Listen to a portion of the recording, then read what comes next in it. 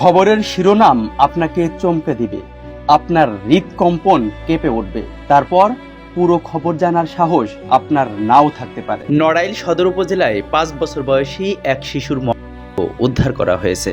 এটা কি মানুষের কাজ? পেটে ক্ষুধা না থাকলে নাকি বনের হিংস্র কাউকে হত্যা করে না। আর মানুষ? নড়াইল সদর উপজেলার 4 নম্বর আউড়িয়া ইউনিয়ন রামচন্দ্রপুর গ্রাম। সন্ধ্যা থেকেই লোকে লোকারণ্য, হতবাক মানুষের ভিড়। এই গ্রামেই ঘটেছে ঘটনাটা।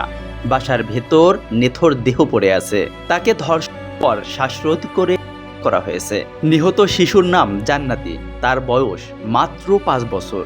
এভাবেও মানুষ করা যায়? এমন কি শত্রুতা থাকে মানুষে মানুষে যে এত নৃশংসভাবে জীবনী নিয়ে নেওয়া যায়?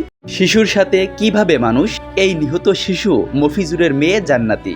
জানা যায় জান্নাতি তার বাবা মফিজুরের সাথে রামচন্দ্রপুর হাট এলাকা থেকে বাজার করে বাড়িতে নিয়ে যায়। এ সময় একই গ্রামের আতিয়ার শেখের ছেলে রবিউল শিকদার তাকে ডেকে নিয়ে ঘরের মধ্যে ধরে শ্বাসরোধ করে নিহত জান্নাতির বাবা মফিজুর বাড়িতে এসে যা দেখলেন তা দেখার জন্য কেউ বেঁচে থাকতে চায় না এই পৃথিবীতে। তার মেয়ের এমন অবস্থা দেখে বারবার জড়িয়ে ধরে আর বলেন, আপু তোমাকে না আমি ভাজা কিনে দিয়েছিলাম? যত্নে গড়া সংসার আর স্বপ্ন হচ্ছে রবিউল শিকদার। 5 বছরের অবুঝ মেয়ে। আহা, কাজে যাওয়ার সময় হয়তো আদর করে গিয়েছিল তার বাবা, কেন করলো এমন বর্বরতা? রবিউলের শরীরে হয়তো পিশাচের রক্ত।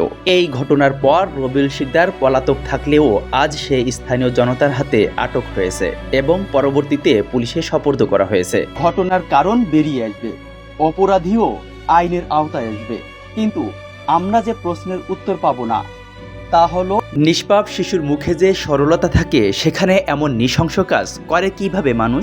সেই মুখের দিকে কি একটু দৃষ্টি যায় না?